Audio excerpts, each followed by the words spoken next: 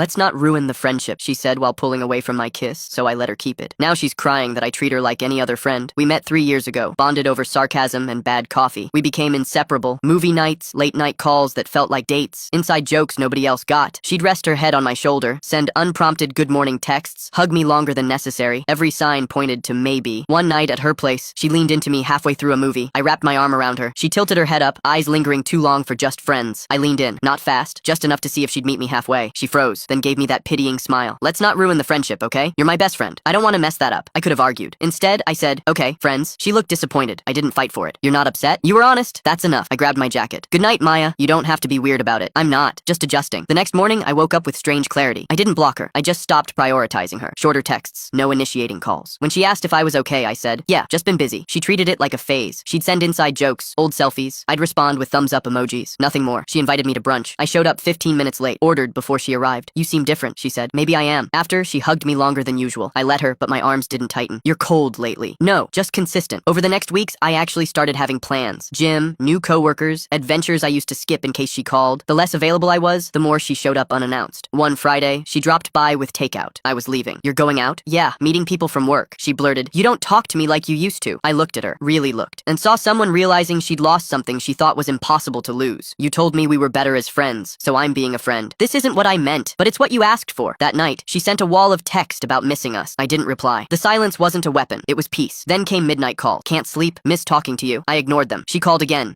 Finally, I picked up. Everything okay? Just couldn't sleep. Then you should try. Long pause. You don't care anymore, do you? Not the way I used to. She hung up. A week later, I was chatting with a new coworker. Laya. Sharp. Funny. Confident. Maya couldn't stop watching. Later. So, who's Laya? A friend. You two seemed close. Yeah, she's great. Next day, you're different with her. I'm the same. You just stopped paying attention. She called that night. Can we talk? Everything feels weird. Because you made it weird. Silent. Then softly. I miss how you used to look at me. You can't miss something you threw away, I said, and ended the call. She started showing up at my gym, sending old photos, acting nostalgic, oddly flirty, like she was trying to reset time. Then came the drunk voice note. I hate that you don't chase me anymore. 6 months later, mutual friend's wedding. She was there in the same black dress she wore to our anniversary dinners. I was with Laya. We'd grown close naturally. No noise, no games. Maya approached. Hey, you look happy. I am. She looked at Laya. So you two are? Yeah, been together a while now. She nodded, smiling through tears. She seems sweet. She is. I used to think you were boring. I smiled faintly. You told me that more than once. Turns out boring was peaceful, stable, kind. You always wanted attention. The problem was, you didn't know the difference. You really moved on, huh? You told me to treat you like a friend, so I did. Eventually, I treated you like any other acquaintance. Someone I used to know. I hate how much that hurts. It only hurts because you finally understand it's real. I'm sorry for taking you for granted. I believe you, but that apology's for you, not me. Silence. She's lucky, you know. No, I said. We're lucky. We both chose better. I took Laya's hand and walked away.